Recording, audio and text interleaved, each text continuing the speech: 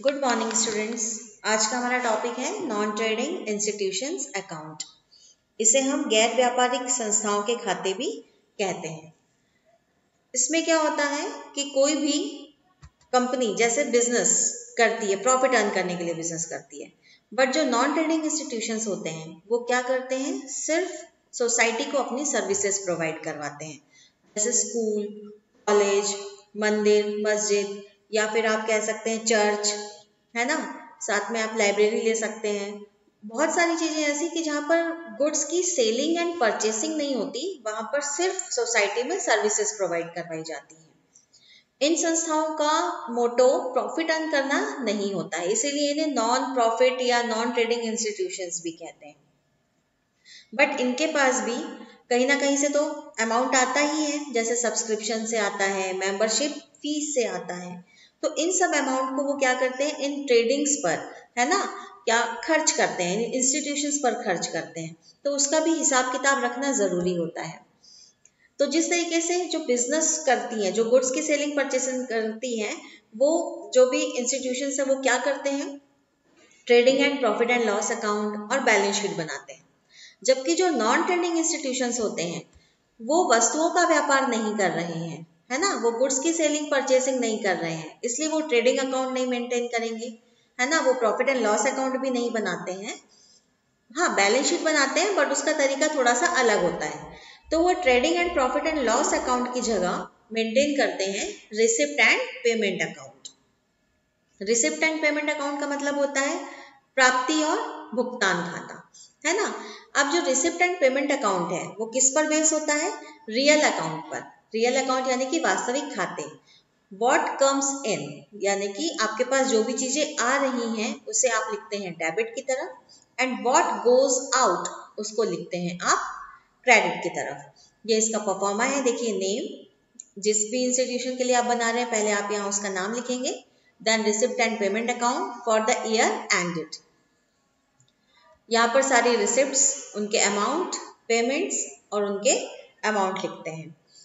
अब यहाँ पर हमारी रिसिप्ट्स क्या क्या हो सकती हैं, सदस्यों से चंदा प्राप्त हुआ, सब्सक्रिप्शन मिला, डोनेशन मिला, है ना, ये सारी चीजें आप यहाँ पर लिखते हैं। रिसिप्ट एंड पेमेंट अकाउंट बनाते समय आप एक चीज का और ध्यान रखेंगे कि यहाँ पर रिवेन्यू एंड कैपिटल दोनों नेचर की इनकम आती है और दोनों ही नेचर के एक्सपेंडिचर्स को यहाँ पर लिखा जाता है।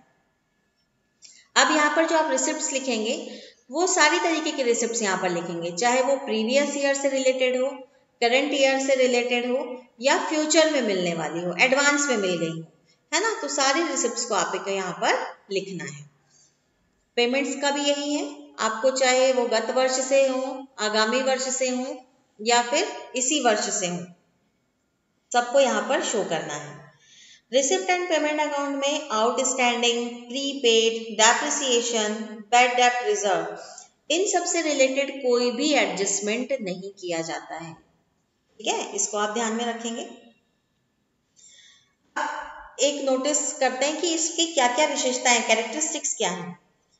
देखा जाए तो जो प्राप्ति भुगतान खाता है यानी कि रिसिप्ट एंड पेमेंट अकाउंट है, यह रोकड़ पुस्तक का सारांश है।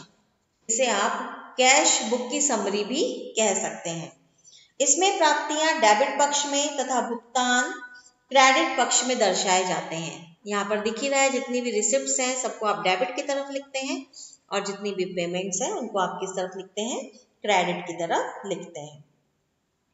इसमें एक ही प्रकार की प्राप्तियों एवं भुगतानों को पृथक पृथक ना दर्शाकर उनका योग एक ही शीर्षक में दर्शाया जाता है। जैसे सब्सक्रिप्शन अलग अलग डेट पर मिला होगा, है ना, मेंबरशिप फीस आपने अलग अलग डेट पर रिसीव की होगी, बट उसको आप अलग अलग डेट वाइज शो नहीं करेंगे क्योंकि आप ये अकाउंट ईयर के लिए बना रहे हैं। तो उस सब्सक्रिप्शन का या उस मेंबरशिप फीस जो आपको मिली है उसका एक साथ अमाउंट आप यहाँ पर शो करेंगे। इसमें हाथ में रोकड़ तथा बैंक में रोकड़ एक ही राशि के स्तंभ में दर्शाई जाती है तथा प्रति प्रविष्टि नहीं की जाती। Cash in hand and cash at bank इसमें शो किया जाता है। प्रायः इस खाते के दोनों पक्षों का योग समान नहीं होता है। मोस्टली इसमें जो रिसिप्ट्स होती हैं और पेमेंट होती है, अगर आप दोनों अकाउंट का टोटल लगाएंगे, दोनों तरफ के अमाउंट का, तो जरूरी नहीं है कि वो टोटल क्या हो आपका इक्वल हो। इसमें इक्वल टोटल नहीं आता। इक्वल टोटल हमारा कहाँ आता है? बैलेंस शीट में आता है ना। यहाँ पर आपको कुछ ना कुछ अमाउंट एक्सेस में मिलेगा, या फिर हो सकता है आपकी रिसिप्ट ज्यादा हो, खर्चे कम हो, या आपकी खर्चे ज्यादा शो कर रहे हो, रिसिप्ट के बराबर हो गए हो, ये कंडीशन आ सकती है। बट इसमें ऐसा नहीं होगा कि रिसिप्ट का अमाउंट इक्वल्स टू पेमेंट का अमाउंट, कि जितने पैसे आए हैं उतने के उतने पैसे हमने यहाँ पर खर्च कर दिए। यह खाता गत वर्ष के अंतिम रोकड़ शेष से प्रारंभ होकर चालू वर्ष के अंतिम रोकड़ शेष में प्रदर्शित करता है। इसकी जो स्टार्टिंग होती है रिसिप्ट एंड पेमेंट अकाउंट की, वो हमेशा कहाँ से शुरू होती है? Balance brought down, cash amount जितना भी था, बैंक अकाउंट जितना भी था। वैसे ये खत्म भी किस पर होता है? By balance carried down, cash bank जो भी आपके बैलेंस होंगे ये उस पर ही खत्म होता है। तो रिसिप्ट एंड पेमेंट की खासियत यही है कि ये शुरू भी कैश और बैंक के बैलेंस से होता है और ये खत्म भी कैश और बैंक के बैलेंस से होता है। यह खाता सामान्यतः डेबिट शेष ही दर्शाता है, किंतु विशेष परिस्थितियों में क्रेडिट शेष भी दर्शाता है।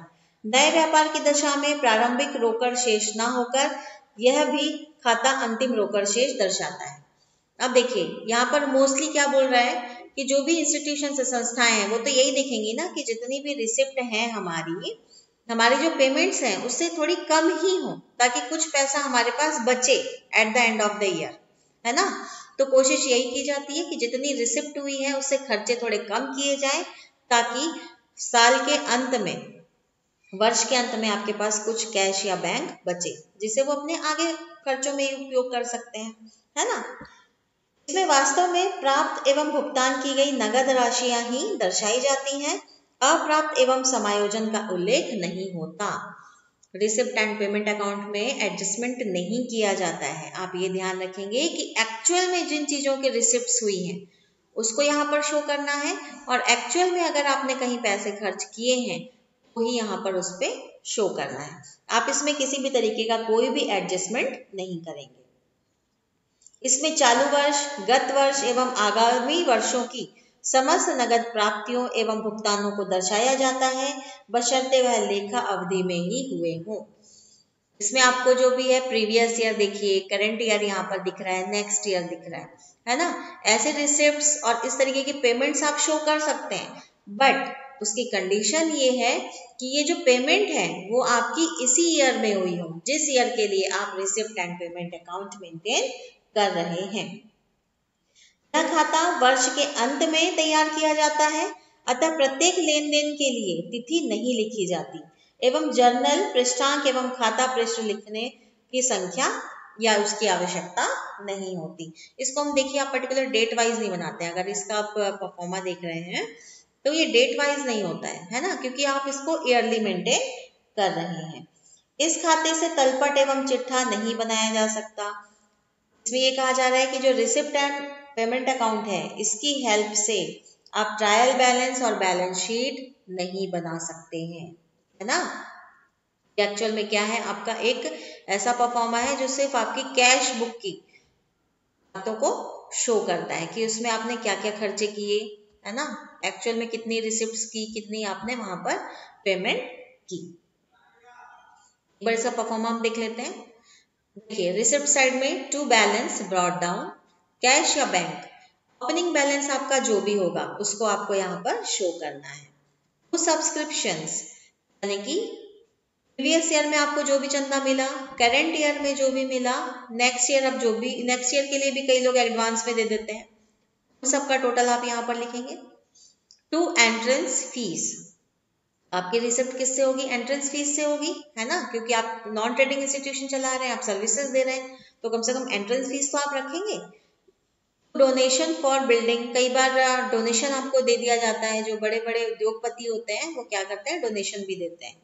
कोई जनरल डोनेशन आया है।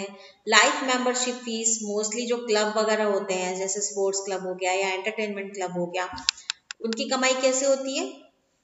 लाइफ मेंबरशिप फीस से होती है। कोई लीगेसी यहाँ पर है, ग्रांट फ्रॉम गवर्नमेंट, अगर गवर्नमेंट ने कोई यहाँ पर ग्रांट दे दिया है आपको, कंट्रीब्यूशन फॉर एनुअल डिनर, है ना, to receipt of annual sports, sale of old sports material, कोई पुराना मटेरियल जो भी था आपके पास, कोई एसेट थी, आपने उसको क्या कर दिया, सेल कर दिया, उससे आपको कोई रिसिप्ट हुई।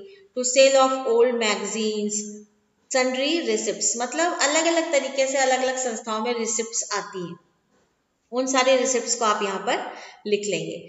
अब पेमेंट भी आप कहाँ कहाँ करेंगे, एनुअल स्पोर्ट्स पे आपने कोई एक्सपेंस किया है, सैलरी वेजेस दिए हैं आपने, रेंट रेट्स एंड टैक्सेस दिए हैं, इंश्योरेंस की पेमेंट, फर्नीचर वगैरह परचेस किया है, स्पोर्ट्स के equipments, book and periodicals, audit fees के लिए आपने खर्चा किया है, printing and stationery, honorarium, bank के कुछ चार्जेस आपने पे किए हैं, postage and telegrams, water and electricity, convenience and travelings pay, sundry expenses, annual expenses, 19% at the rate investment, अगर कोई भी इन्वेस्टमेंट किया है उसको भी यहाँ पर आपको शो करना पड़ेगा, है ना।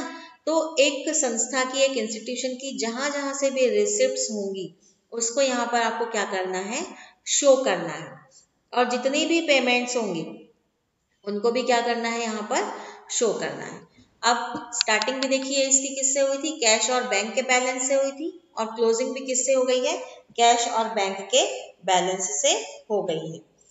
तो इसमें आपको जो छोटी छोटी चीजें याद रखनी है, आप ये याद रखेंगे कि आपको रिसिप्ट एंड पेमेंट दिखानी तो है प्रीवियस, करंट और नेक्स्ट ईयर की, बट वो कैसे दिखानी है, वो इसी साल उसके ऊपर रिसिप्ट हुई हो, प्राप्तियां हुई, है ना। इसमें आप किसी भी तरीके का कोई भी एडजस्टमेंट नहीं दिखाएंगे, ठीक है। थर्ड नंबर बात आप ये ध्यान रखेंगे कि इसमें कैपिटल एंड रेवेन्यू दोनों ही नेचर के रिसिप्ट्स भी ले सकते हैं और आप, और पेमेंट भी ले सकते हैं। तो इस तरीके से आप क्या बनाएंगे, रिसिप्ट एंड पेमेंट अकाउंट बनाएंगे।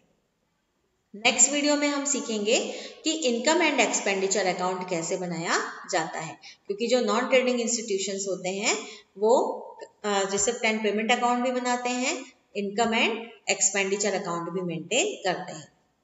Okay, have a good day.